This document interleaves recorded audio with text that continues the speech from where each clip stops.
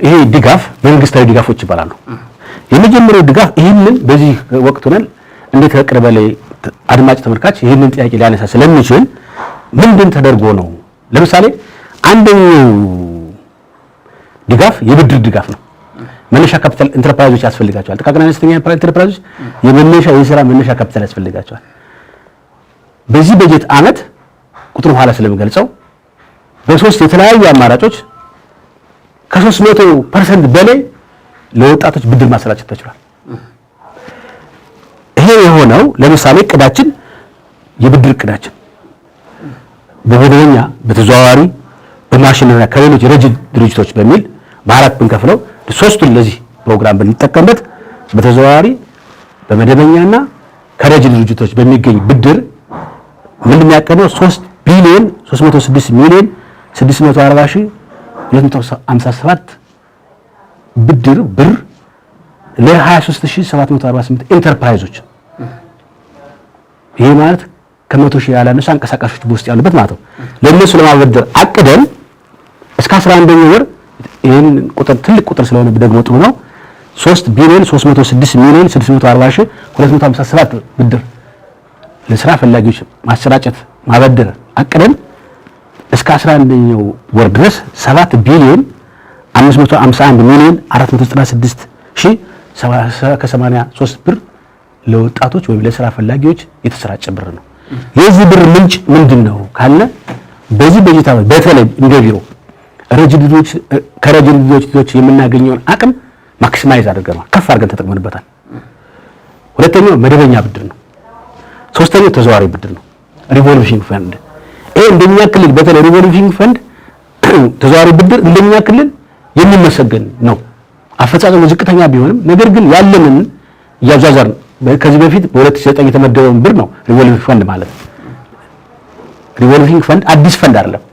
በ2009 ዓመት በልዩ ሁኔታ የተመደበ ብድርም ያንን እያዛዛርን ለወጣቶቻችን ለስራ ፈላጊ ዜጋው ለአንተ ትበደራለህ መልስ አንተ ያንን ትመልሳለህ ለሌላ ወጣት ይሆናል። ይሄ ከኛ ክልል እንደ ክልል እንደ ሀገር የኛ ክልል ቤስት ነው። ነገር ግን ክፍተትም አለበት። ለምሳሌ 100% መመለስ አለበት። እሱ ይሆነ አይደለም። ወደ ድምር ቁጥር ስመጣ ግን በመደበኛ ብድር 1 ቢሊዮን 490 ሚሊዮን 800 ሺህ ከ257 ብር ለ14908 ኢንተርፕራይዞች ለማሰራጨት አቅደን በበጀት ዓመቱ ብር 2 ቢሊዮን 719 ሚሊዮን 241 ሺህ ከ804 ብር ለ28191 ኢንተርፕራይዞች ማሰራት ይችላል። ይሄ ከቅድ በላይ ነው። 100% መደበኛው ብድር።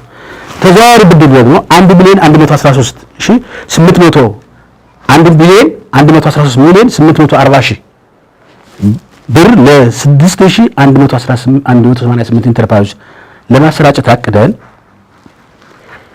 በብር ደረጃ 774 ሚሊዮን 928557 ብር ለኢንተርፕራይዞች ማሰራጨት ተችሏል።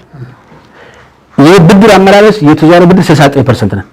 ቅድም በጥሩ የቆጠርኩት በ2009 የተመደበልን ብር ከፌደራል የተመደበ ብር ነው ሪቮልቭ እያደረግን በማስመለስ ደረጃ እየተጠቀምን ያለ ነው።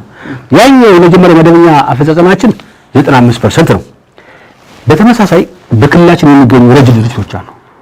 በተለይ በዚህ ዓመት ማክሲማይዝ አድርገን እነሱ ጋር በመግባባት በላቀ ሁኔታ የተጠቀምንበት የነዚህን አቅም ነው።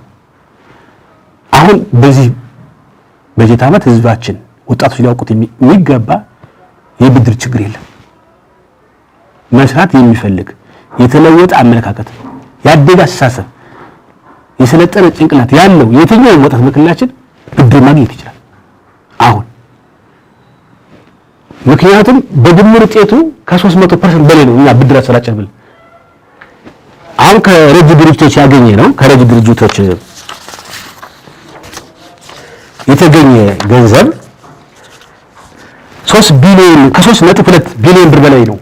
እቅድ ያዝነ የነበረ እቅድ ያዝነ ከረጅ ድርጅት ከ3.2 ቢሊዮን ብር በላይ ነው፣ ወይም ደግሞ 3.2 ቢሊዮን ነው እቅዳችን። አፈጻጸማችን 3.8 ቢሊዮን ነው። ለ22280 ኢንተርፕራይዞች ብድር ማሰራጨት ተችሏል። ይሄ ከረጅ ድርጅቶች ብቻ ነው። የመጀመሪያው ሰፊና አስተማማኝ የሆነ የብድር አቅርቦት ማድረግ ችለናል። አንደኛው ማለት ነው። ይሄ ስራ ዕድል ፈጠራ ቅድም እንዳልኩት 1,096,074 ስራ ዕጥ ዜጎችን ስራ ዕድል ለመፍጠር አቅደን 1,106,230 ለሚሆኑ ዜጎች የተፈጠረው የብድር አክሰስን ሰፊ በማድረግ አስተማማኝ በማድረግ ነው። አማራጮችን በማስፋት ነው።